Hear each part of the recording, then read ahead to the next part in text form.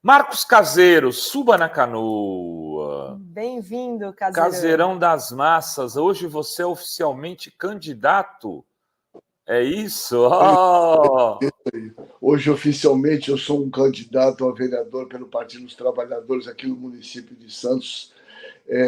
Como a gente vive numa situação de emergência global, nós temos uma emergência aqui na cidade de Santos, né? Nós temos o SAMU, então é o 13192, para a gente não esquecer. Tem uma emergência, chame o 92, que o doutor Caseiro está aí. Caseiro. É isso. Caseiro, o mundo está começando a falar de novo numa nova epidemia, né, Dri? Acho que a Dri trouxe a pergunta. Eu fiquei assustado. Varíola dos macacos. Exato. O que é? Estamos falando que é uma questão de tempo a disseminação desse vírus pelo mundo. Ele pode se espalhar que nem a Covid, ele tem a mesma letalidade, a mesma intensidade que a Covid. Devemos nos preocupar, estamos diante de uma nova pandemia, Caseiro.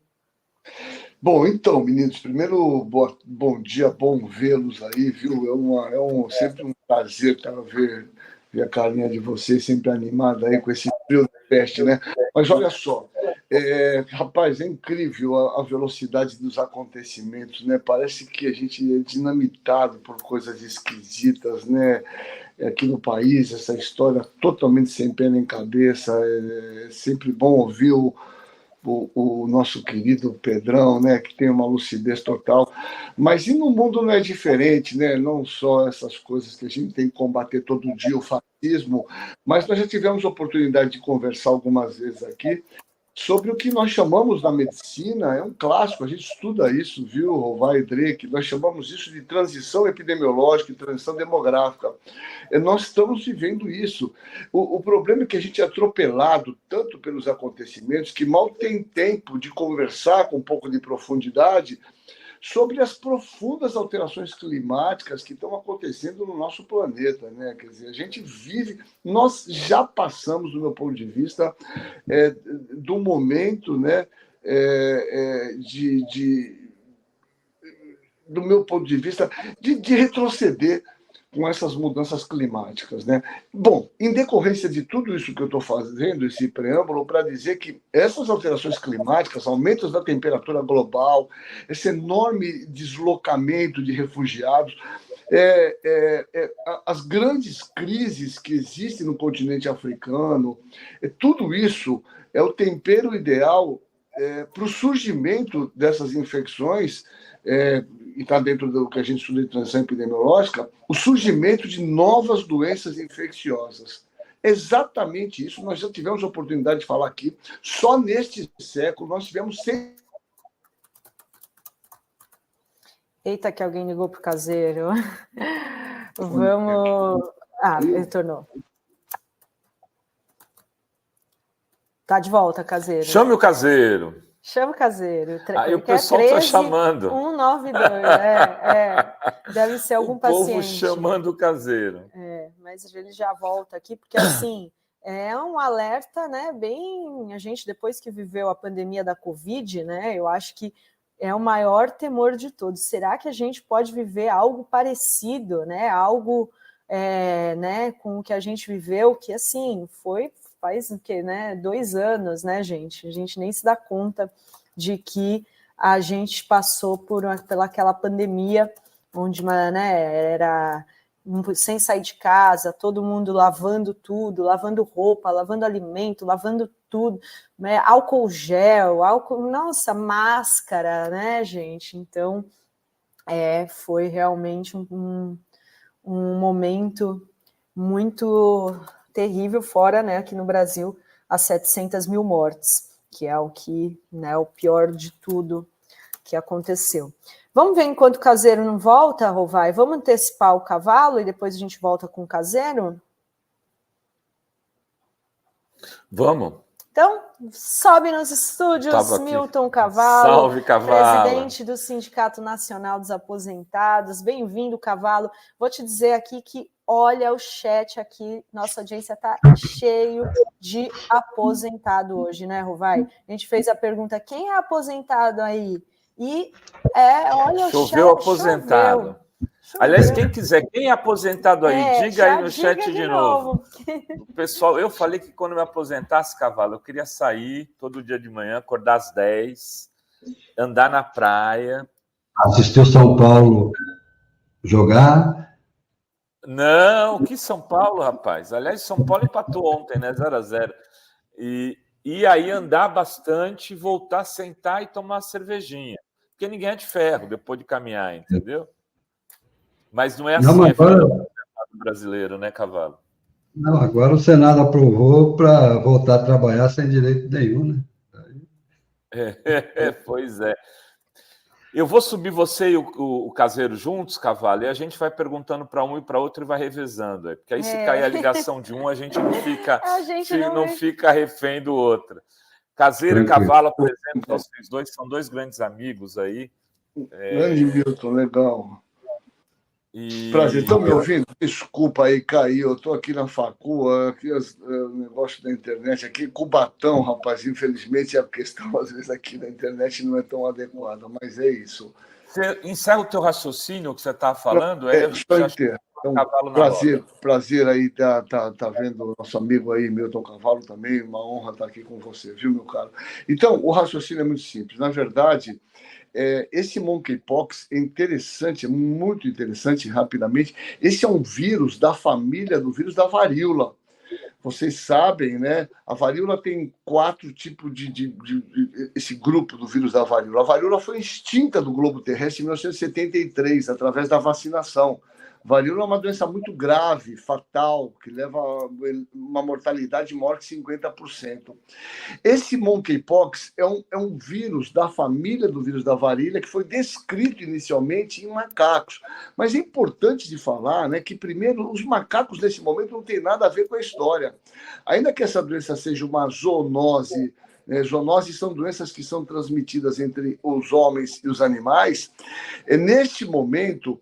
nós temos 2 grandes grupos de monkeypox. Um grupo ali da África, do leste africano, naquela região da Nigéria, e que nós tivemos uma epidemia, que inclusive tivemos muitos casos aqui no Brasil, não sei se vocês se lembram, mas era uma transmissão principalmente de homens que fazem sexo com homens, né?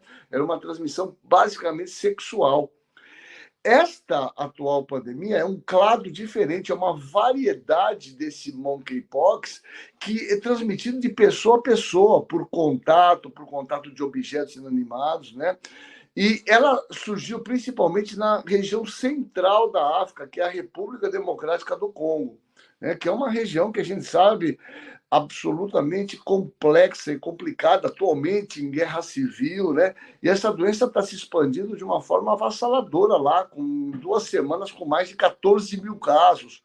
Uma doença que tem uma elevada mortalidade, mais de 10%, e tem acometido principalmente nesse momento criança. E ontem nós tivemos a descrição já do primeiro caso na Suíça. Então, é um motivo de preocupação, não é uma situação longe de ser um alarme, mas é uma situação, sim, de urgência para que todos os países, obviamente, criem um contingenciamento, criem um grupo, obviamente, para criar questões locais para identificação precoce e condução precoce desses casos. Repare, muito rapidamente, esses casos estão na África. Então, já é preciso, desde já, todos os indivíduos procedentes dessas regiões endêmicas que sejam adequadamente avaliados no momento que cheguem em solo brasileiro, e é importante isso. O Ministério já fez uma reunião de emergência para que possa ser conduzido para que esses casos não entrem no nosso país. É essa a visão. É uma doença de elevada mortalidade, esse maior do que o que circulou anteriormente, e certamente nós teremos casos, ele vai se disseminar no mundo, não tenha dúvida. Não creio com a intensidade obviamente, do Covid. O Covid é uma doença respiratória, essa é uma transmissão de contato. Mas é preciso, sim, que nós fiquemos todos atentos, né? E existe uma vacina, infelizmente feita por um laboratório pequeno da Noruega, mas há uma vacina efetiva e, obviamente, é necessário considerar para grupos determinados o uso dessa vacina. Então, esse é um pouquinho do cenário. Não sei se eu fui muito rápido, mas essa É a ideia. Não, até te perguntar isso, eu vi que o Ministério da Saúde já comprou, acho que 25 mil doses dessa vacina, se é já tendo uma vacina, isso ameniza a preocupação, e você falou que é diferente da Covid, que é uma doença respiratória, por contato, então não chegaria como aos níveis que a gente viu na Covid, porque o contágio é muito maior quando é pela via respiratória, né? Perfeitamente, perfeitamente. Todos nós, né? Você viu todo mundo nesse momento do nosso país, né? Até jornalistas, daí são especialistas em direito, fazendo essas reportagens totalmente sem pé nem cabeça. Isso que dá os caras se meterem onde que não entende, né? Esse é um outro problema, é que felizmente as pessoas estão entendendo tudo de medicina. É isso. As doenças respiratórias, elas têm uma disseminação muito mais veloz, né? Quer dizer, imagina você entra num lugar fechado, você tossindo, espirrando, você está transmitindo para todo mundo. As doenças de transmissão por contato, você precisa de contato, né? Contato com fômites, obviamente, fômites são objetos inanimados, né? A fechadura, essas coisas. Então, obviamente, é uma maneira de controle muito maior e não chegaremos nem de longe, só afirmo, no que aconteceu com o Covid, não tenha dúvida, né? Muito bem. Rovar. Muito bem, eu queria pôr o cavalo na roda, porque eu imagino que ele deve ter pergunta aí dos segmentos aposentados para o Caseiro, então se ele fica à vontade para fazer uma pergunta, algum comentário, antes de a gente... Primeiramente, cumprimentar o Caseiro, desejar para você boa sorte aí nessa empreitada, que estamos a 45 dias das eleições municipais, espero que você consiga seu objetivo, que é representar a população de uma forma e do trabalho que você realiza. Então, boa sorte aí nesse início de campanha aí, que você consiga. Muito obrigado. Primeiramente, agradecer o convite do Renato, da Adri, para poder estar aqui novamente com vocês, falando um pouco sobre aposentados, sobre nossa luta, sobre nossos desafios, né, que são muitos, né, e que vamos falar um pouco a respeito sobre isso, né,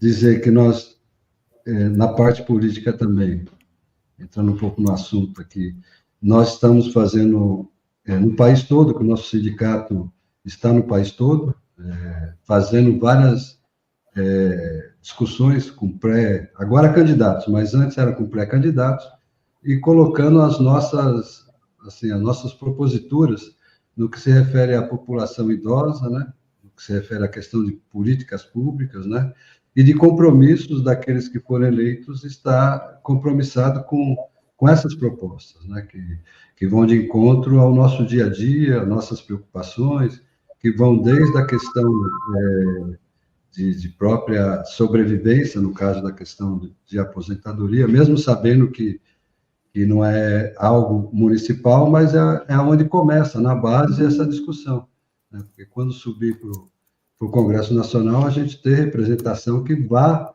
e entenda a nossa causa, né? Então, isso é muito importante, essas eleições, para que a gente crie uma base e comece a discutir com os possíveis vereadores, os possíveis vereadoras, ou prefeitos e prefeitas, as nossas propostas nesse sentido, né? Que vai desde a questão de como resolver o problema de mobilidade, na questão de degrau de ônibus, de buraco em calçada, que causa muito acidente. Então, é uma gama de propostas, né, que a gente, no Brasil todo, nossa diretoria tem entregue aos possíveis candidatos que se comprometam, se eleitos, né, com essa pauta, né, que é de ter realmente políticas públicas que cuidem da nossa população, né, que está cada vez mais idosa.